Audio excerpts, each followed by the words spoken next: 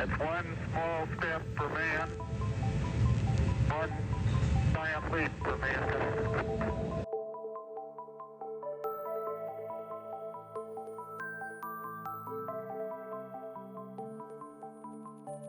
Here with us is Paola Harris.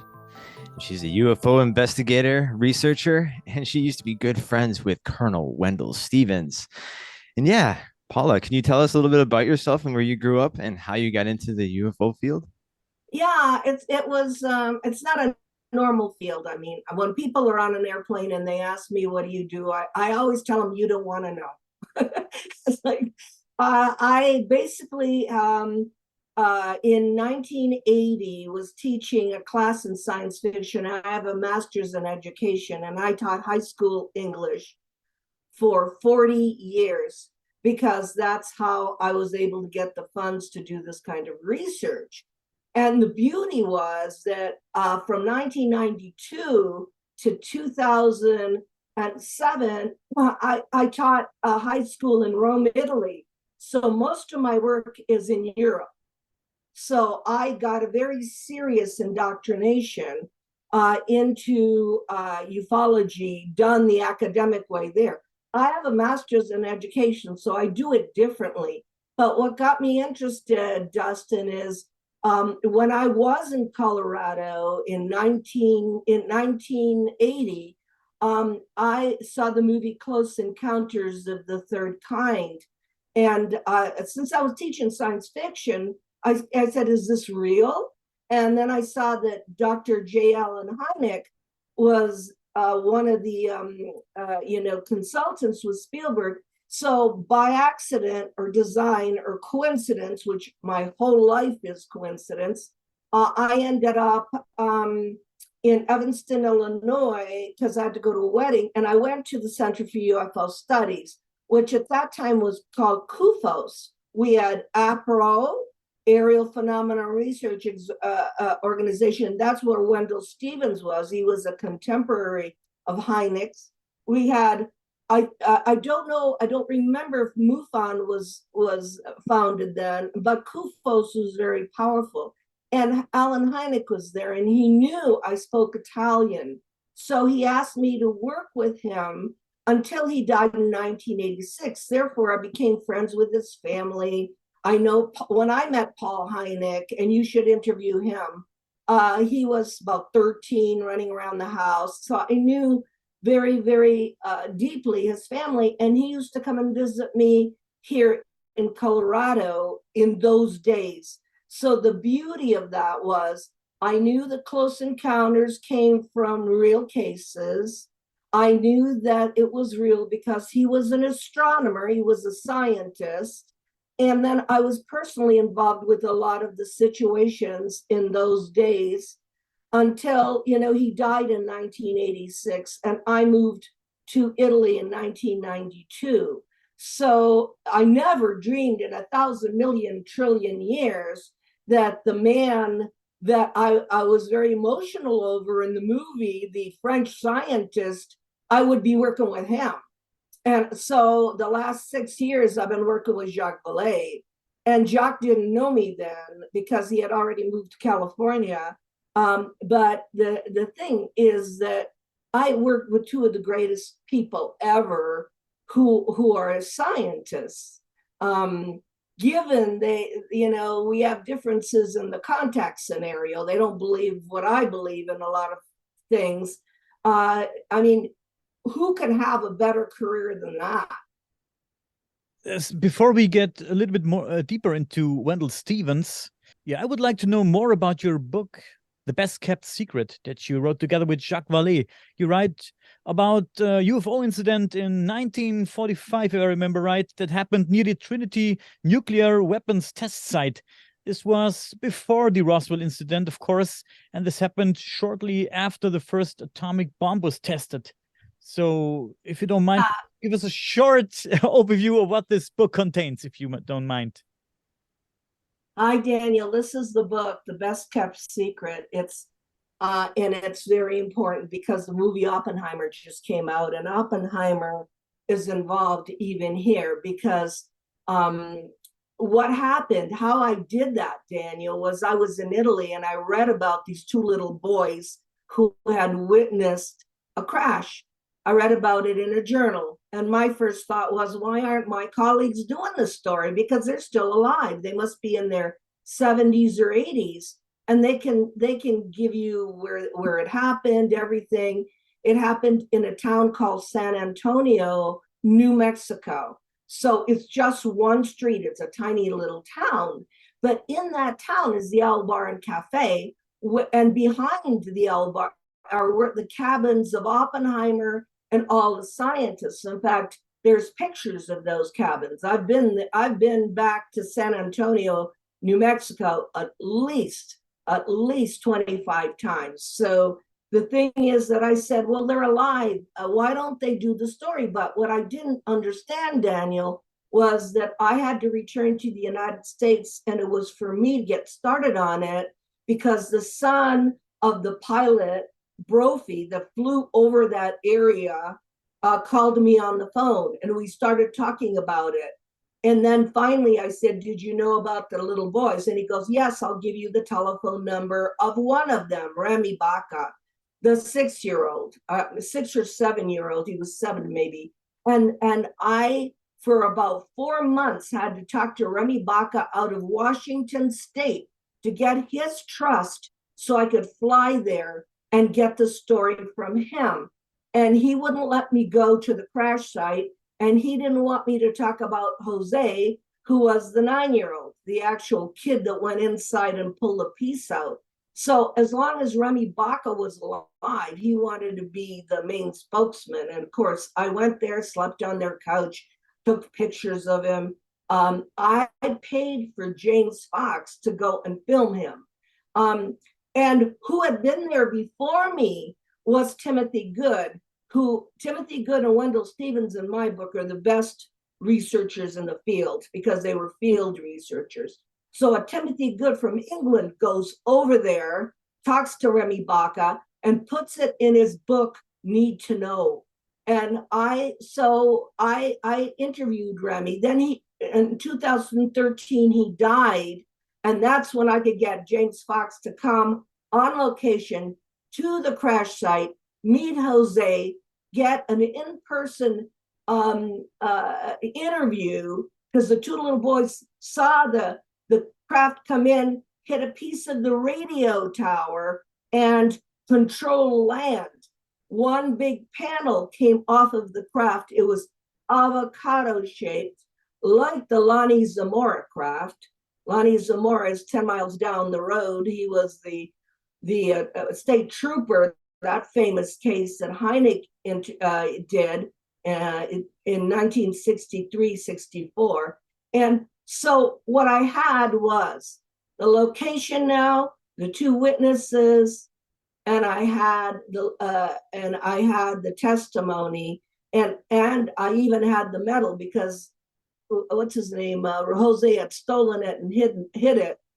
And out of the clear blue sky, 5 years later, Jacques Vallée says, I want to get involved, especially if it has metal. And Jacques and I have been going down to San Antonio, New Mexico, the last 6 years with a NASA scientist 4 times, with Paul Hynek, with Jaime Maussan, who did a program in Spanish, with, I brought the president of MUFON at that time, I brought Ricardo Gonzalez, I brought all kinds of people there to get this story out. So the story is beautifully written in the book, Daniel. It's beautifully written by Jacques Vallée, and it has all of my initial interviews with the 2 boys. One of them was 9, and the other one was 7, and they witnessed it because they were on the Padilla farm, Jose's own farm, and a ranch. It was a ranch, cattle ranch, and they were dealing with cattle. So the book is incredible because it has artifacts, it has details, it has the site over all these years has changed. After, I mean, it gets so complicated because after 4 years, that I was going down there. They planted poisonous plants in the circle of the UFO, and I had to go get analysis done. In fact, in the back of the book, you see Jacques Vallée trying to collect samples of the cockles-burr to bring to Stanford. Somehow, there's something that does not want this story out. That's very interesting. Thank you for this little overview. We'll put a link to the book in the description. People, get this book. Very interesting. Yeah, that's insane. Have Holy you, shit. Paola, have you worked with, since you talked about J. Allen Hynek, have you worked with Donald Raymond Schmidt also? Well, yes, of course I did, because he was part of CUFOS. And I was part of CUFOS. The only problem is that we have some disagreements in that he is one of the people that is criticizing Trinity. And it gets to be really, really tricky when the Roswell people do not talk to the Trinity people, because that is the way ufology works. The problem is that as an academician, we have a lot in common, and we should have sat at a table and exchanged notes. I personally interviewed the Roswell guys. I interviewed the mortician Glenn Dennis when he was alive. I interviewed Walter Hott. I was very close to them. Walter Hott's daughter. I was doing all the initial interviews on Roswell when I was down there. And of course, I was the closest journalist to Colonel Philip Corso, who had the artifacts from Roswell. So I'm the one that brought Colonel Corso to Italy twice, because his book, The Day After Roswell, there was a lawsuit against it and they couldn't talk about it in the States. So I brought the Colonel, who is a real whistleblower, to Europe. Yes, we knew each other, but it is a problem in that we're never going to get to the truth unless researchers start cooperating and not going against each other. That's true. It's important to connect and to talk to each other. Yeah, you're absolutely right. Since we talked about the Roswell case, the latest things we heard from David Grush revived my passion for the Roswell case again. What do you think about the Roswell case? Is it still interesting for you to talk about the Roswell case? Do you still do investigations about it? Daniel, you're going to laugh. Yes, I was down in Roswell. I don't know how many times I spoke there at the museum. One of the times I spoke, Daniel, there was Nina Hagen, your rock star, was there. You know, what is it? 199 balloons or whatever it is, 99. She was there dressed as a 50s person with a poodle. She had a poodle on her. And because I guess she's a contactee. And I was there at that particular time. They opened the hangar, so they showed where the bodies were. Okay, so Roswell happened, big deal. Now the whole town is, you know, there's a festival, they make all kinds of money. Even McDonald's has aliens all over it. And that's what happens to cases. It's real. It happened. I talked to Glenn Dennis, the mortician, who when he was alive told me that he got calls for 6 children's caskets. So I have all those interviews. I have them. They're real. However, 2 years before Roswell, 2 years before Kenneth Arnold, and I'm the only journalist that ever interviewed Kenneth Arnold's daughter. It's in my new book, by the way, the book, Connecting the Dots, that just came out, is only Paola Harris and only her interviews. And I talked to Kenneth Arnold's daughter in that book. Before all of that, Daniel, in 1945, a crash happened 13 miles away from the Trinity site. You can see the Trinity site from the crash site, as a statement against humanity's discovering the atomic bomb. And I tell you that because not only do we have all the witnesses and location and everything, but When these planet discovers something that powerful, we are no longer harmless. We become dangerous species. Of course, right after that, they did the H-bomb tests. And I have interviews about the H-bomb tests in UFOs in my book. So we need to look at this. Number one is history. Number two, chronologically. Because I'm convinced those beings knew that Jacques and I were going to write a book. They knew. Otherwise, why crash? Why have a controlled crash? It'd be wasted. So I think that people need to reassess the way they study ufology. It's got to be chronological. I mean, so those two little boys, they didn't know what they were looking at. Neither did the Army. There was no Kenneth Arnold. There was no place to put this, except one place. Because when I went to Washington State, Remy Baca was working for Dixie Lee, the governor of Washington. And people know plutonium and everything gets done in Washington State. She was the head of the Atomic Energy Commission. And she thanked Remy for getting her elected because he was basically Hispanic and she needed the Hispanic vote. So she shows him the case, which is not in Blue Book, which is not in Air Force. It's in the Atomic Energy Commission files.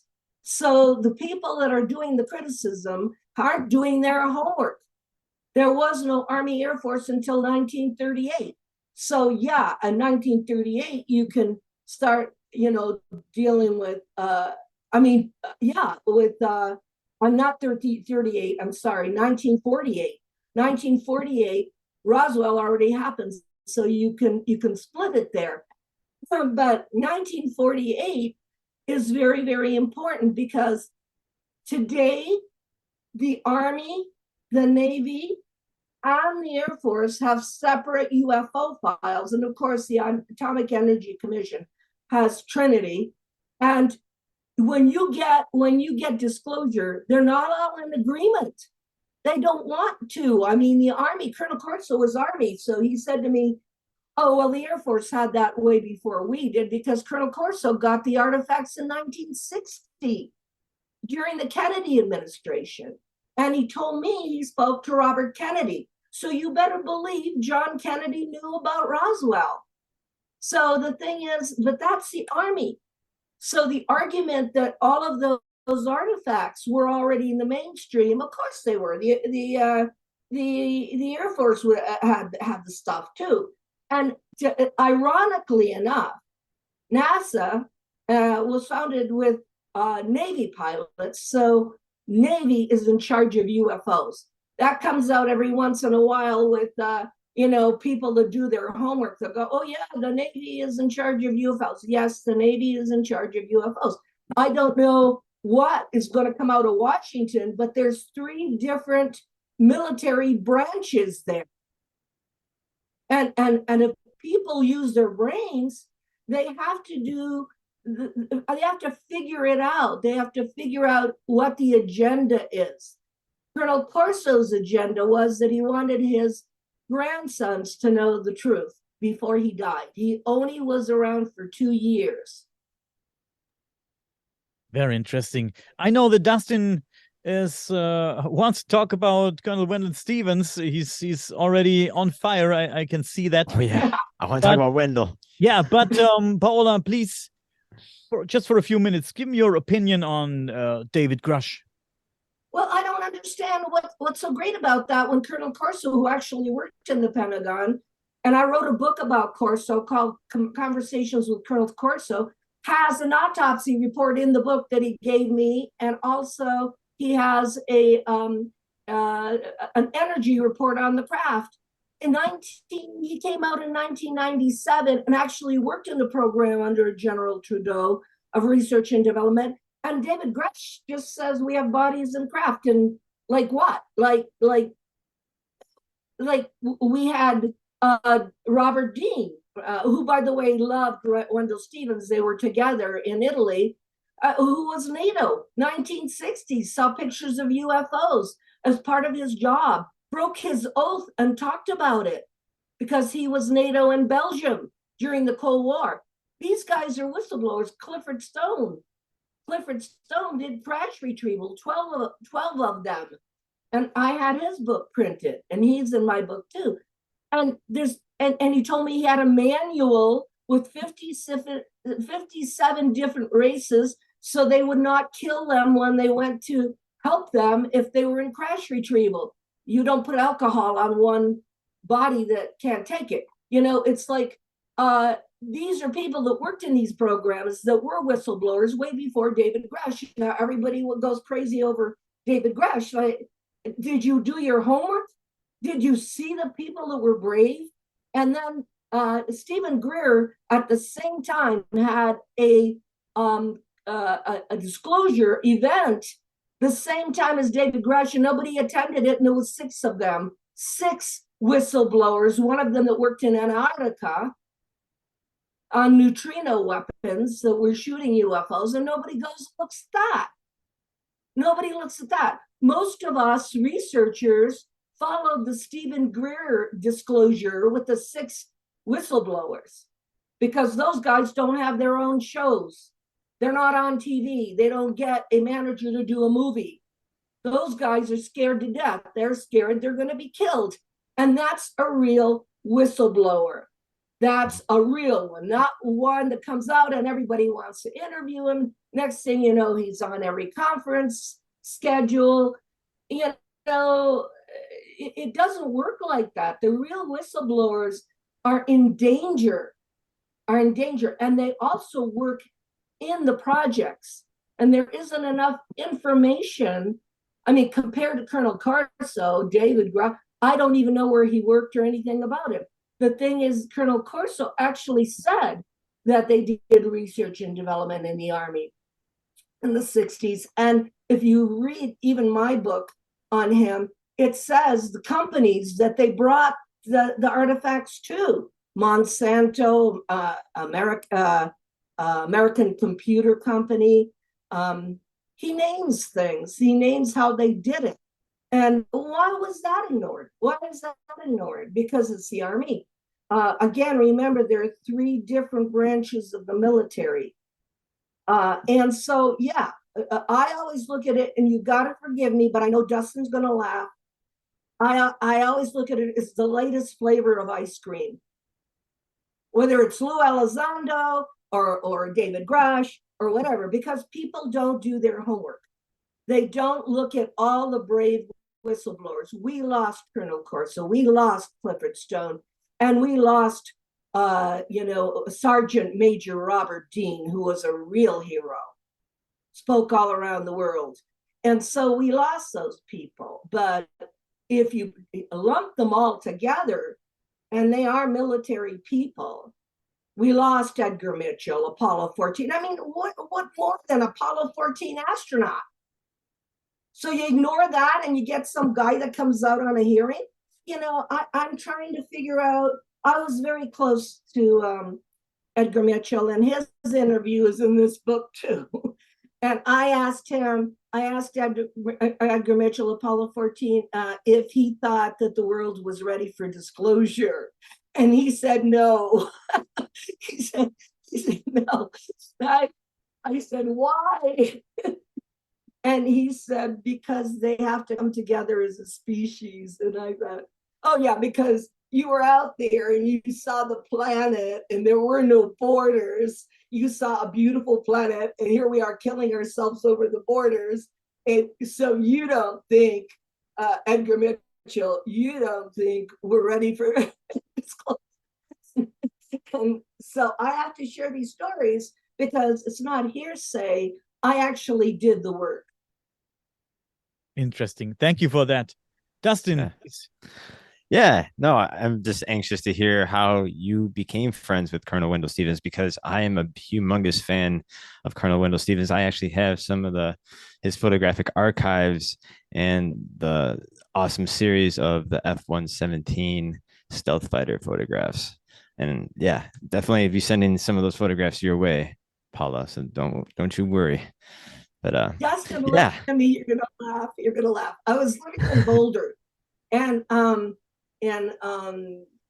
and Wendell Stevens called me. It was in the 70s. So the book had just come out. The Billy Meyer picture book had just come out.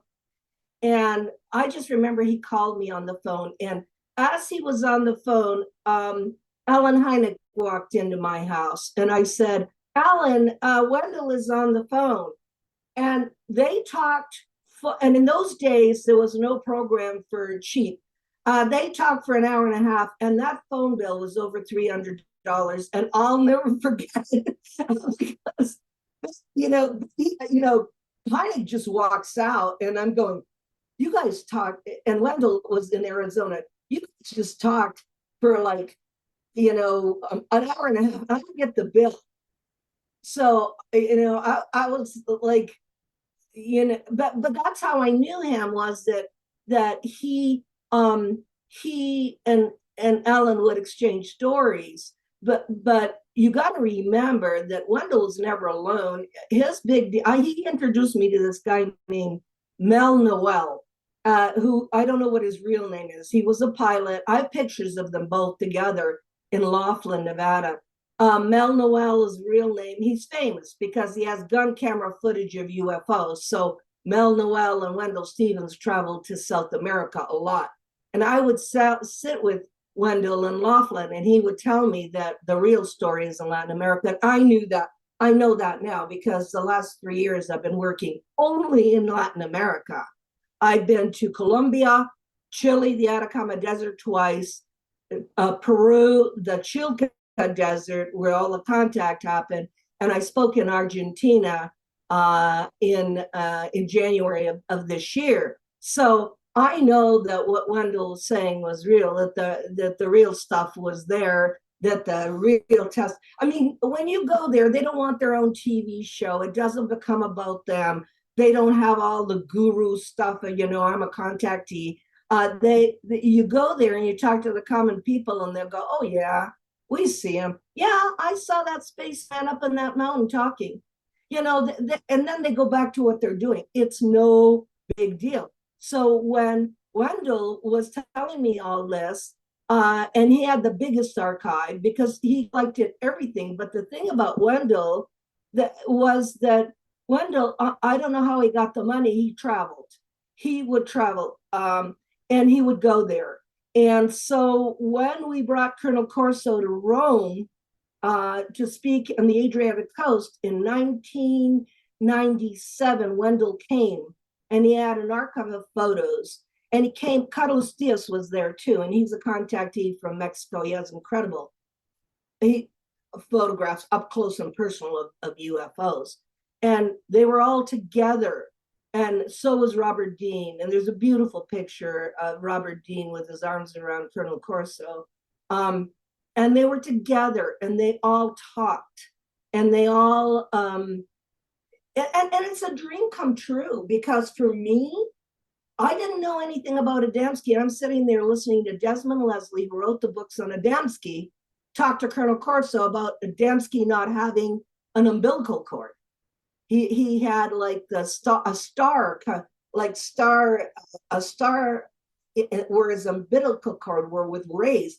And I'm sitting at the table, they're eating a pizza, and I'm going, who the heck is Adamski? And I'm going, and here's Desmond Leslie, who wrote all the books. He's an ex-RAF pilot. And so I learned later, because I did all the stories on Giant Rock and Menger and Adamski. I learned later all the details of this. But this is what I ask young researchers to do. Start doing the real work and get together and start looking at chronologically the history of this stuff. It didn't happen with David Grush. Okay, so the thing that so Wendell was there, and Wendell, I mean, I have some videos of him from Laughlin. When he spoke, it's, and I can identify with this. It's because he was there. It's because he interviewed the people. It's not because of hearsay. He read a couple of books, so he does a presentation. So a lot of the way I do it, and just a great guy. And so I decided, since I was living in Italy with two Italians, to go to see Billy Meyer. And it's easy because he lives in Schmidt-Rudi, the German part of Switzerland. So we got in a car, we went there. But before we did that, I had come back to Colorado, and I went with my pilot friend to Tucson to spend 4 hours. I have photos of Wendell that I'll send you. I've got to dig them up because they were real photographs, not digital, in the Tucson airport. And I had him tell me in detail the research that he did with Britt and Lee Elders. I'm very close to Britt Elders, by the way, very. She works for Shirley MacLaine, and she always supported my work, and she supported Laughlin. And so I listened to Wendell. I heard him say that he would be in the A-frame, and Billy would get a call, and he would walk out the back door in the snow, and his footprints would disappear. And then he'd call like 2 hours later, and they had to go pick him up. And he also told me in detail that the Plagerians let him see on TV world events of the future. So I'm looking at time in a whole different way. And it's hard. It's hard to wrap your mind about that a lot of these contacts are time travelers and that there is no time. I mean, it's difficult, but you're going to have to change your worldview, as Dr. John Max said, in order to accommodate this weirdness, this craziness, this idea that we are living in a multi-dimensional universe and time is a problem. So I'm listening to Wendell telling me all these details, that when I get to Billy, Billy sends me Guido Moosbrugger, who wrote the book And Still They Fly. He sent me him because I think Billy himself doesn't speak, is afraid of English. He speaks it, but Guido Moosbrugger, he came down and he said, I want to answer all your questions Billy sent me. Guido has since died. He was a skeptical physician who wrote that book. That is the best book on Billy Meyer. It has pictures of him in the craft, photographing a craft right beside him. It has details of how the Plagerians think. And people don't read anymore. But if they did, that's one of the books they should have in their library, And Still They Fly. So I don't know if I answered your questions, but he was a real researcher. Initially, he worked with the Lorenzens in APRO, but he was a colonel, and he, and it was I think he's Air Force, right? Colonel in the Air Force. So these are military guys. They're not making it up. They have the same problem I do, and that is trying to swallow that this is all real. Again, that was awesome. And again, I'm a huge fan. He's one of the biggest collectors of photographs and this information and documents. Wendell was, and I have like a lot of his books too. Like this is one of my favorites from him, telling that really detailed story about this guy and his family going sailing, this Dutch man, and they knock into this extraterrestrial that was in the water and knocked it out or something. Where the guy saw it in the water, jumped over the railings, grabbed the body, and then retrieved it, and then realized it was like in this bulbous suit with like a blue light coming through the helmet. And then this UFO comes out of the water, and then another extraterrestrial comes out in the same suit and comes on board, terrifying the family where they're screaming and crying, and pick up his comrade and kind of waved him, thanked him for saving his friend, and then I guess submerged. And then in the morning they came out again and offered to, would you like to come aboard and learn and see what we do? And yeah, I just showed them their home planet and just what they did here and researching Earth and other planets. Again, he's got so many stories from other contactees from all around the world, and the fact that he does travel and talk to these people and go to places. He's been to Wisconsin to interview Mark Coltrane, who had a sighting. He's a police officer in Colfax, Wisconsin, and he was just in his cop car listening to the radio, eating lunch, and he sees this metallic object zigzagging towards his car, and he had his camera beside him. He jumped out and tried to take a series of photographs at Wendell collected, and now I have. The fact that I live in Wisconsin, and that was a big case there. I cherish those photographs. Anyways, yeah, Wendell came here and investigated with Mark Coltrane and took him to the spot where he was, and the fact that Wisconsin is just a treasure trove for modern day UFO sightings, and we have 3 towns that claim to be the UFO capital of the world. We got Dundee and Belleville and Elmwood with yearly UFO parades starting their modern day cargo cults. But yeah, again, Wisconsin's a hot spot, and yeah, I wonder how many times Wendell has visited Wisconsin in his past. But yeah, that's my interesting story. Justin, though, that book is in my library, but it's in my library because I know ufology is international. Yeah, it's not in the library of most of researchers who do any kind of research. They go to YouTube. They'll never find out about that case. So the fact that you showed that book, let's hope some people buy it, because it's a real story, but it doesn't take place in Wisconsin or in Colorado. So the thing is, yeah, I mean, ufology is international. It's international. That's a real story, like the Amicitia case or the Friendship case that I covered that happened in 1956 off the coast of Italy. I mean, you got to study it all and try to put together. When I studied that case off the coast of Italy, and I realized that in 1956 they were using crystal radios to communicate with the beings, and that I had studied giant rock, Van Tassel, Menger, Adamski, and Robert Short, that's on my YouTube for people that want to know about this. The beings were using crystal radio. They were using a crystal radio, channel to talk to them until the FBI came and found out and told them to stop. But the Space Brother movement, whether it be in Europe or whatever, in South America, they made an attempt to use crystal radios. And in those days, and you probably weren't born yet, you could make your own crystal radio. You could make it by getting all the pieces at the store, and you get on a frequency. And so in Southern California, they were talking to ETs. Before we started this episode, you talked about this guy named Howard Manger, and it made me very curious. Please tell me who this guy was.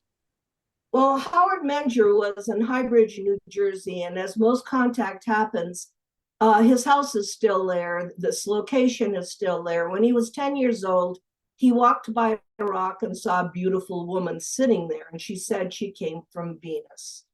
In the 1950s, all the Space Brothers that came to California said they came from Venus, but we also had that problem in Italy because we had Eugenio Siracusa, who was on the island of Sicily, and he met these beautiful blonde people that wore these blue spacesuits, and they told him they came from Venus.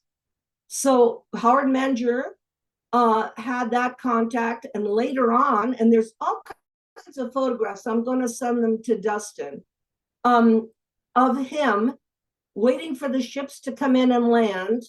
And I just did the research 3 years ago with 2 colleagues in Highbridge, New Jersey, of where they landed in a cornfield behind Howard Manger's house, which is really still there empty. So Howard Manger had these contacts. The Venusian woman would come out of the ship, but she wouldn't come out. She would teleport out. And there's a photograph, and there's movies. And the FBI knew about it too, because they were there when some of this happened. It was witnessed by a lot of people and ignored by all my colleagues. Otherwise, I wouldn't be the first one to go to Highbridge, New Jersey in 2022. But Howard Manger then got messages. I'm going to send Justin Howard's own voice talking about how he met them as he's driving along the highway. Here's beautiful music coming out of a log cabin. he says, I'd love to play like that on the piano. And they said, you can. And he ended up playing the piano by ear for the rest of his life. And they told him their mission. But you have to look at the time. It's 1950 to 1963, the Cold War. So you're going to get these kinds of messages. So why I was interested in this is because the people of New Jersey would come to his house, and there's pictures, I'm sending them to Dustin if he doesn't already have them, sit in his orchard, which we were in, and they would listen to him lecture. Now, who's sitting next to him at that time was his first wife, Rose, and they had 2 kids. But then he left her for a blonde that looked just like the Venusian named Bonnie, and he had another 2 kids. I tried to interview Bonnie and was blocked, but because they moved to Florida. However, Howard Menger had one thing that we have to look at, and that's why I talked to Dustin. The photographer that was taking pictures of all those people listening to Menger's named August Roberts, and he gave an audio tape plus photographs plus a letter to Wendell Stevens. And he said to Wendell Stevens, look, Menger told me there were going to be 3 extraterrestrials attending. And that is the case of Val Thor. Everybody knows Val Thor in America. I mean, they made a whole mythology around Val Thor. It's called Stranger at the Pentagon, a book by Dr. Stranges, Frank Stranges. There's the 3 guys sitting there. They're overdressed. She looks like a top model. Val is taking notes. This is in the Menger yard. And he's listening to what Menger has to say. And because Menger's a contactee. And Val says he comes from Venus too. I mean, in those days, I think they just made that up because it's easy. It's easy to say a planet that everybody knows, but I could be wrong. But that material, I went back because I wanted to see where Val Thor was sitting in the Menger yard because the house is empty. And I did another thing. The 3 of us did a meditation asking that we get out of the Cold War now. However they got out of the Cold War then, and you know, Daniel, because it was East and West Berlin, however they got out of it then, we need to get out of it now and get an off-ramp for Russia and not be in the same situation we were in the 60s. And so we went back there to do that meditation, sitting in the exact same spot where Val Thor was, because I believe that if it's dimensional, they're certainly listening. I mean, we don't even have any idea about what kind of world we live in. So we have all the photos, we have all the movies. We did a presentation in Laughlin on this. And one of them that was with me was an executive who works for Disney, who was a researcher. He was blown out of the water. We invited to come with us Frank Chili, who knows everything about Val Thor and about the Space Brother movement. And we invited George Filer of Filer's Files. George Filer worked for Curtis LeMay, the general in the Pentagon. And he told us when he was with us, and he's in his close to 90, if he's not 90, that at that time he was told there was an extraterrestrial in the Pentagon sitting in the cafeteria. So the story of Val Thor is very interesting to me because the story of Val Thor is what Robert Wise took for The Day the Earth Stood Still movie. And there is a speech in there after we shoot the extraterrestrial and then he comes back, you know, if you remember Michael Rennie, the story of that movie is incredible. Robert Short told me that Michael Rennie channeled the last words in there. There was no script. And this is during the Space Brother movement in the 1950s. So watch The Day the Earth Stood Still, because that's basically the story of Val Thor. And if Filer is telling me that he is an attaché to Curtis LeMay, and he used to walk in with an attaché case with a chain around his arm. And he was told there was an ET a person sitting in the cafeteria. Then none of this is sci-fi, but nobody cares because it's 1950s and 1960s. Those times in our history, 1950s and 60s is where Yogananda came and the New Age movement started in California. And 1950s and 60s is when there was the Cold War. So if you look at history and you start putting two and two together, maybe the interventions have to do with our historical perspective. And I'd like people to start thinking like that instead of looking at the latest flavor of ice cream, which is, whatever the government agenda is in Washington. The contact happened in 50s and 60s and 40s. And so what now in 2023, it becomes real? I don't understand the research method. Very interesting. It's very interesting. Dustin, oh yeah, you got it. Yeah, I was wondering, I heard this picture here was taken by Howard Manger or somewhere in that crew of people. No, do you know this story or no? No, that was not taken by Howard Manger. She says she comes from another planet. She was part of the giant rock Van Tassel group. Okay. The Van Tassel group, by the way, there were 32,000 people at Giant Rock in Landers, California. She was part of the lecture series. She was, Graham Bethune was there, Orfeo Angelucci, who worked for Lockheed Martin, met Jupiter along the Los Angeles River. I studied that. She was part of that group. They believed that humans were the aliens. They didn't get into the grays or the abduction until 1963. So the Space Brother movement was the original alien movement. And Manger never got that close. I gave you the picture of Manger. It's a shadow of a woman with a spacesuit that has some kind of, it looks like an arm, a gun or something in her belt. And you have that, and a flashlight in her hand. She has a flashlight in her hand. So you have that as part of the photos I gave you, because Manger said, "How did she get here so fast?" And they said, "Well, there it is. That's a Manger photo." Yeah, that is not a human being, but the Manger series of photos also included movies. It's just like with Billy Meyer. It's not just, it's so ridiculous. Photoshop didn't start until 1992, and here's Wendell speaking to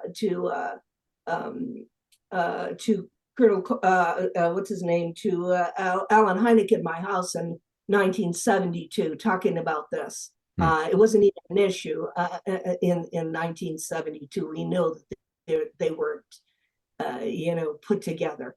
And you have to look at the dates. I don't even know how to encourage people to do that, because if something wasn't invented yet, they're not going to use that to fake photos.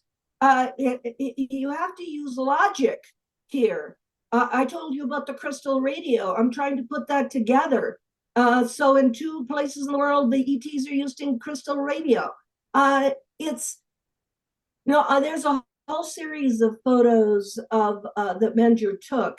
But can I list the book? I have bought this book for everybody. And the reason why I bought the book was because the ETs that visited Manger had a formula for living longer. They couldn't understand why we died so young.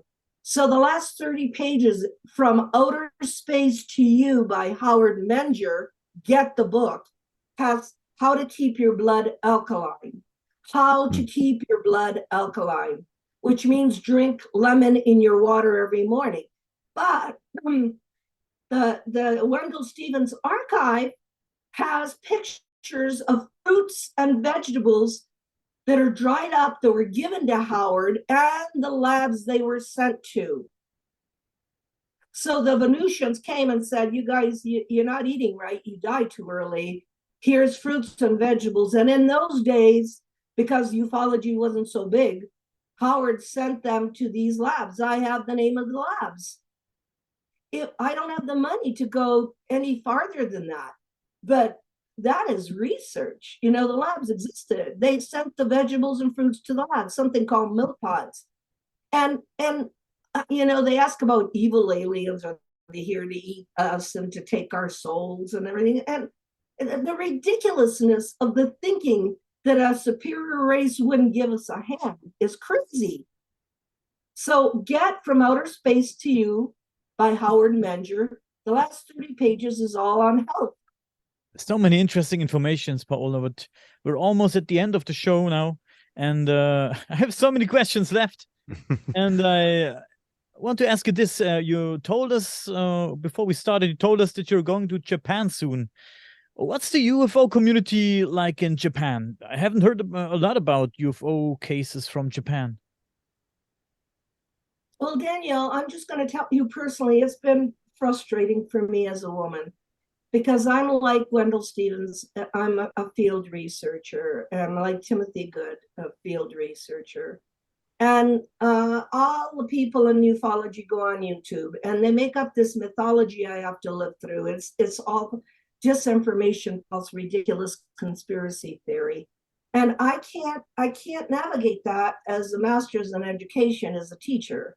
I need to look at things chronologically. I need to look at things like, for instance, in my book, Connecting the Dots, I interviewed somebody who was present when France did 800 H-bomb tests in Bikini Atoll and killed all the fish and coral.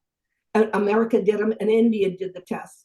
I mean, to me, that's a conscience-bearing situation. The ETs did not kill anybody on that island. They basically flew over and said, "Are you insane?" So maybe my job is to stop collecting data, which is what I did. It's all data. It's question and answer interviews, and start talking about the raising of human consciousness on this planet, or we are toast. And I think that talking about consciousness is where I'm going. And I think that a place that has a spiritual consciousness would understand, instead of, let's shoot them down, get the technology, and become number one. I have to switch the way I think. So I was looking at, and I was telling, Dustin this. Did you know that Adamski and Billy Meyer were trained in India, and that Yogananda was big in California? That's why we had the Space Brother movement. I mean, we've got to start mixing, like Clifford Stone told me. Also, Edgar Mitchell, our spirituality has to match our growth technologically. So for me to be able to go there without getting contaminated in some new age movement, I have to go out of the country. And I'm excited about talking about consciousness.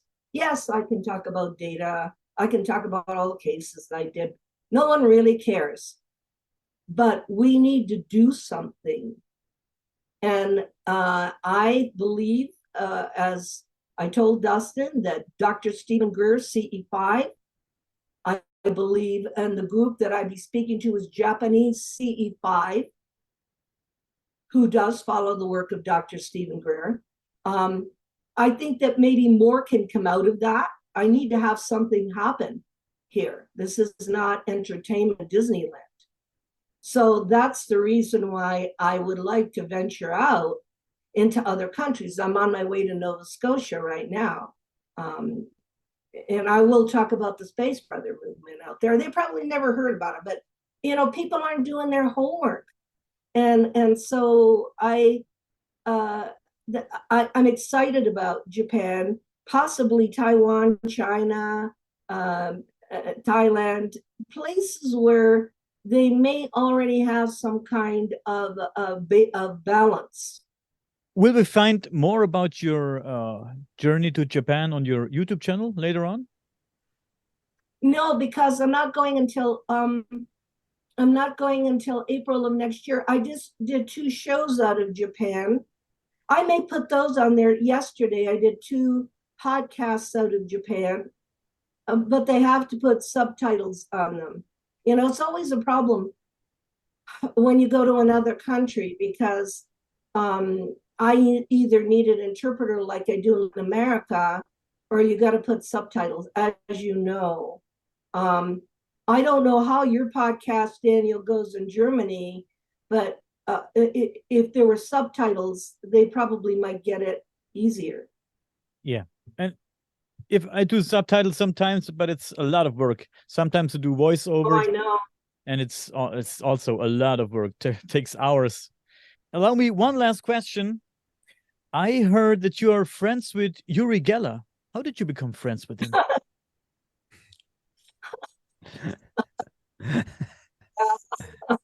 I wish I had our picture. Yeah, it's so long. I think I need to do another show on that. Oh, sure. I began studying. First of all, I met Uri in the 1980s, and he came out of the dressing room and erased my whole film. He erased all of the negatives, and my children's pictures were on that. And so I went to the Kodak place, and they said, no, that's radiation that went through. And so years later, when he was in London, I wrote to him and I said, you erased all my film. And I told him that I had worked with Hynek and so forth. And he said to me, I need to meet you. I think you're involved with the Council of Nine. And then I began to study the Nine. And then I began to talk to Phyllis Schlemmer, found out about Andrea Paul Harris, the experiment they did in the Middle East, that Roddenberry had channeled the Council of Nine for Star Trek. I began to study that personally, but Uri said, I have to meet you. So I met him. I met him in Italy. And I also met him in Ireland and in Utrecht.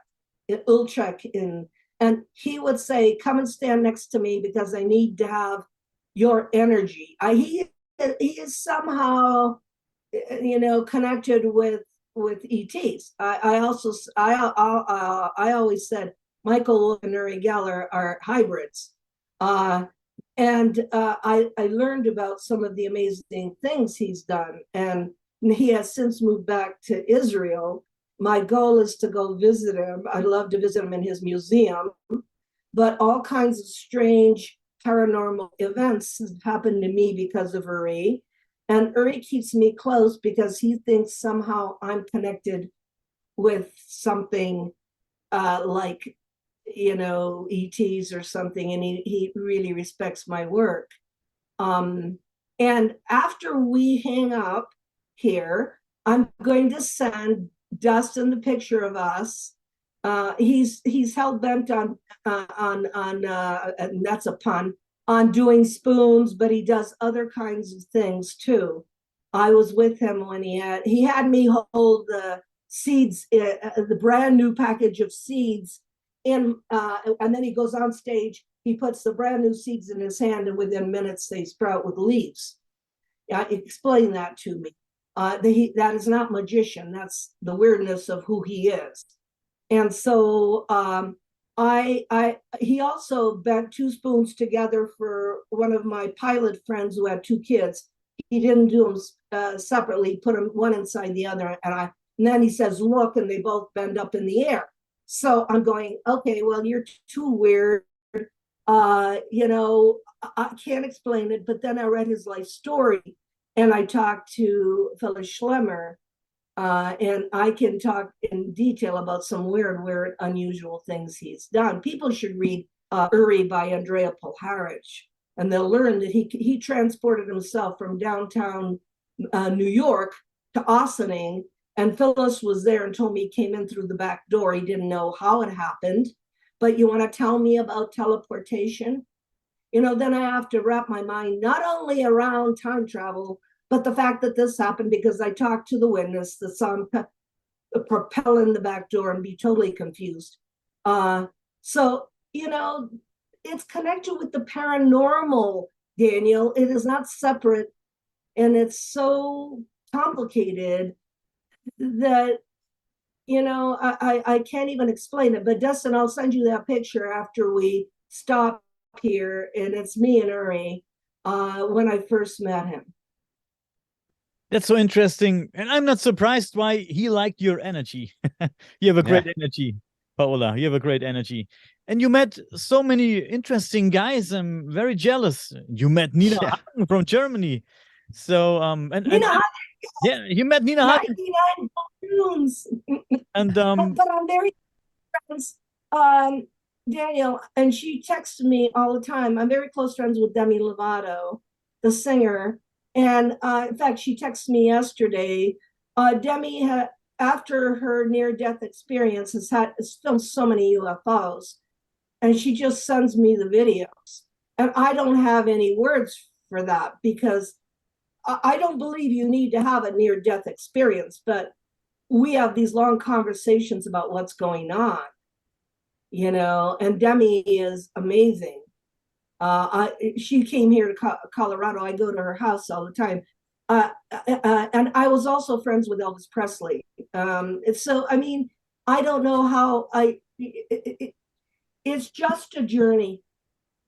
It's just a journey. Just put the question out there. Put a question that you would like to do this, and then say yes and go on the journey. Yeah. And then you don't have to be jealous of anybody. Well, again, you have such a drive. That's so cool. Yeah. I'm curious. There's no money in this. My kids are so angry with me. I've never been sponsored. I've never been supported. My children are very angry that they want me to go retire. You have to know, Daniel, that I am 78 years old. Oh, really? Yeah. I was going to say, you look really good. I was going to say 50 years old, I had to guess. No, I'm 78, and this has been a long journey. And Paola, what else to say? Thank you for your time, and thank you for your awesome stories. It was really great. And yeah, I hope to have you back. Yeah, we want to have you back, and I hope we can meet again. Yeah, well, let's do something in November because I have I'm traveling until then. But let's do something. And Dustin, keep educating the people about the old days, because our whole mythology now is abductions and channeling and all this other stuff. And that's fine. That's fine. But we have so much history in the ufological field if people would start reading the books. I totally agree. No, I will keep pushing these stories to everybody because they are important. Like these, especially like there's no Photoshop with these stories, especially when they come with pictures.